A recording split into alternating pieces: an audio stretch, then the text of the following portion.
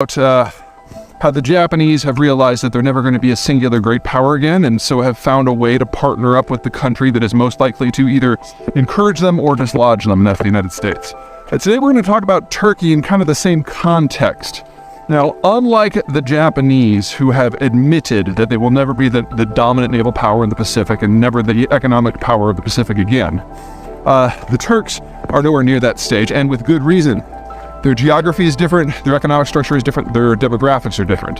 Demographically, they are the youngest of the G20 countries, with the exception of Argentina, and they've got the highest birth rate, again, aside from Argentina, which gives them a lot of opportunities moving forward, meaning that if current aging and urbanization trends continue, they're not going to face a German-style situation within the next 50 years. So, they got that most valuable of commodities, time.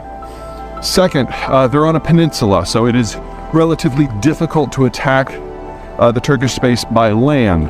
And to make sure that no one tries, Turkey today maintains the second largest army in NATO. So, unlike the Japanese, who were overwhelmed back in the 40s by American naval power, there's really no one even on the horizon who could potentially challenge the Turks at home. As to their neighborhood, Turkish interests are a lot more varied, and they're a lot more questionable calls. The Japanese, they're a series of islands with very few resources, so they have to go out, and there's certain things that they have to achieve in terms of security and economic control, or at least influence in the Korean Peninsula and Taiwan and the Chinese mainland and Southeast Asia and all the sea lanes going across the Pacific. They really have to have it all if they're going to succeed. And they know they can only get that all hand in glove with the United States. Well, the Turkish situation requires a lot more thought, not because there's a right answer, but because there's many potential opportunities. They have interests in the Caucasus with Armenia, Azerbaijan, and Georgia. They have interests in northern Iraq and the Levant, which involves the Israelis. The Eastern Mediterranean, which of course involves the Egyptians, the Aegean Sea with the Greeks, and most importantly, in my opinion, in the Eastern Balkans with Bulgaria and Romania. And that's where today's conversation kind of takes us. There are plenty of hot takes out there, including from myself, on how this war may or may not roll out. We're talking about Ukraine now. But if the Russians are successful, and honestly, still by the numbers, this is still Russia's war to lose, Ukraine will in time fall. And the place that the Russians are most likely to turn to next is a zone of territory called the Bessarabian Gap, which makes up what is today's Moldova and a northeastern slice of Romania, roughly 20% of Romania's territory. Because the Russians see the Bessarabian Gap as one of the primary invasion zones that access the Russian interior. And they want to concentrate a military footprint in that zone to make sure that no one can try. Well, the Turks see it basically the same way, just from the other side. A number of assaults that have aimed for Istanbul over the millennia have gone through that same gap. Now, right now, the Turks kind of have the best of both worlds.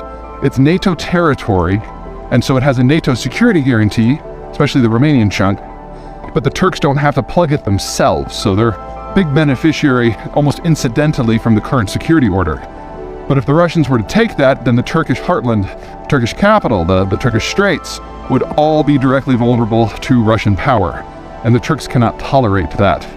So the primary reason that the Turks are still remaining engaged in the NATO alliance, at least for the moment, is because of that promise of a security bloc in that zone. And if for whatever reason the Americans back away from Ukraine, the Turks would have no choice but to step in directly and partner with Romania and forward-position military forces in the gap to make sure that that the Russians can't try anything cute. But on the broader issue of power, Turkey is just in a better position than the Japanese are. We've already talked about demographics. In terms of geography, it's not like they're kind of dangling at the end of Asia, so they need a globe-spanning navy to access raw materials and resources markets. They're at the crossroads of Europe and Africa and Asia. So as long as there is trade, whether it is by water or by land, the Turks have some cards to play. In addition, whereas the Japanese have bit by bit de-industrialized and moved into services and high tech over the last 30 years, the Turks have been rapidly industrializing, in part to serve as a kind of a supply depot and a middle manufacturing zone for the Europeans, much in the way that Mexico does with the United States. And in terms of value add, if you compare the cost of the stuff that goes in versus the cost of the stuff that comes out, Turkey is one of the most high value-added economies in the world already. Turkey is broadly self-sufficient in all the foodstuffs that it produces for itself. It never kind of got into this craze that a lot of countries have, that they have to have organic avocados that are out of season.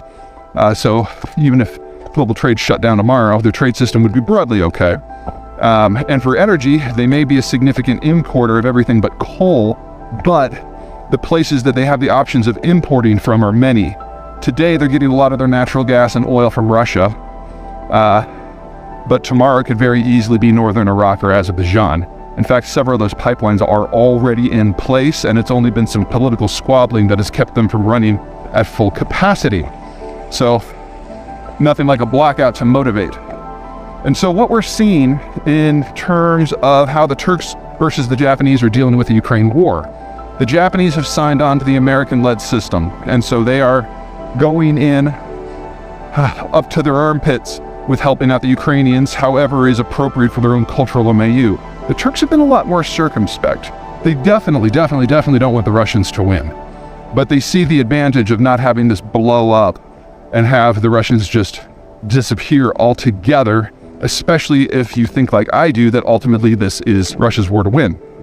Now, to that end, the Turks have been very active in not so much bypassing the sanctions that are on Russia, but providing the Russians with ways to get around them. So there are a lot of things that are under secondary sanction restriction, like semiconductors, that the Turks have been importing 4 or 5 times as much as they normally do, and then they're just selling them on to the Russians. There's a very strong mercantile culture in Turkey. If you're familiar with Star Trek, this is basically a nation of Ferengi when it comes to trade.